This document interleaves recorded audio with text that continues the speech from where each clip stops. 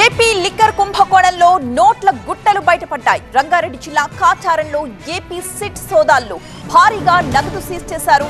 Sulochana farm house లో 11 కోట్ల రూపాయలు స్వాధీనపరుచుకున్నారు. A40 వరుణ్ ఇచ్చిన సమాచారంతోనే ఏపీ సిట్ దాడులు నిర్వహించింది.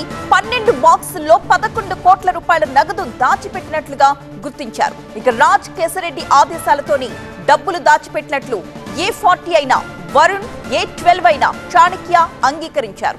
2024 జూన్లో నగదు ఫామ్ హౌస్ కు తరలించినట్లుగా తెలుస్తోంది. ప్రొఫెసర్ తగల బాలరెడ్డి పేరు మీద ఈ ఫామ్ హౌస్ ఉన్నట్లుగా గుర్తించారు. ఈ తెల్లవారుజామునే సిట్ టీం శంషాబాద్ శివారులో ఉన్న ఈ ఫామ్ హౌస్ కు చేరుకుని సోదాలు చేపట్టడం జరిగింది. అయితే నగదు లెక్క పెట్టడానికి కూడా మెషిన్స్ కూడా తీసుకుని వెళ్లారు. మొత్తం 11 కోట్లు ఇక్కడ దాచినట్లుగా లెక్క తేల్చారు. సులోచన ఫామ్ హౌస్ నిర్వాహకులతో రాజ్ కేశరెడ్డికి ఉన్న సంబంధం ఏమిటి, ఇంకా ఎక్కడెక్కడ డబ్బులు దాచిపెట్టారు అనే దానిపై సిట్ విచారణ ప్రస్తుతం కొనసాగుతోంది.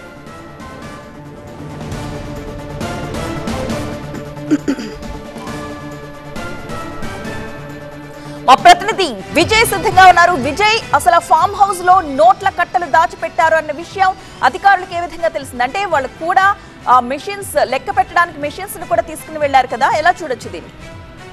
పక్కా సమాచారంతోనే ఏపీ లిక్కర్ కేసులో ఇప్పటి వరకు అరెస్ట్ అయినటువంటి ఈ కేసులో A40గా ఉన్నటువంటి వరుణ్ ఇచ్చిన సమాచారం మేరకే ఈరోజు తెల్లవారుజామున సిట్ అధికారులు హైదరాబాద్ లో కేశిరెడ్డి రాజ్ సంబంధించిన ఫామ్ హౌస్ లో రైడ్ చేశారు. అయితే ఈ కేసులో ఉన్నటువంటి కేశిరెడ్డి రాజశేఖర రెడ్డికి ఈ వరుణ్ అనే వ్యక్తి వరుణ్ చాణక్య ఇద్దరు కూడా ఈ కేసులో అక్యూజులుగా ఉన్నారు.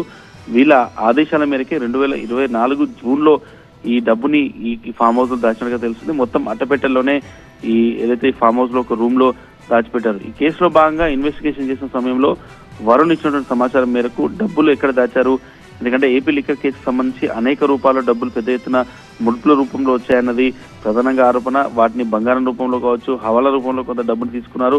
ఇట్లా డైరెక్ట్ క్యాష్ అయితే లిక్కర్ కేసులో ఇప్పటివరకు ఎక్కడా కూడా పెద్ద ఎత్తున దొరకలేదు. గోవిందప్ప నివాసంలో సెర్చ్ అయినప్పుడు కావచ్చు, లేదంటే ఈ మొత్తం ఈ కేసులో నిందితులుగా ఉన్నటువంటి చాలా మంది నివాసాల్లో రైడ్స్ అయినప్పుడు కూడా ఇక్కడ కూడా లిక్విడ్ అమౌంట్ ఎక్కడ దొరకలేదు. కానీ ఏకకాలంలో ఒకే చోట 11 కోట్ల రూపాయల డబ్బు దొరకడం, అది పక్కా సమాచారంతో క్యాష్ మిషన్లతో వచ్చి మరి ఏపీసీ అధికారులు రైడ్ చేసి డబ్బునంతా కూడా కౌంట్ చేశారు.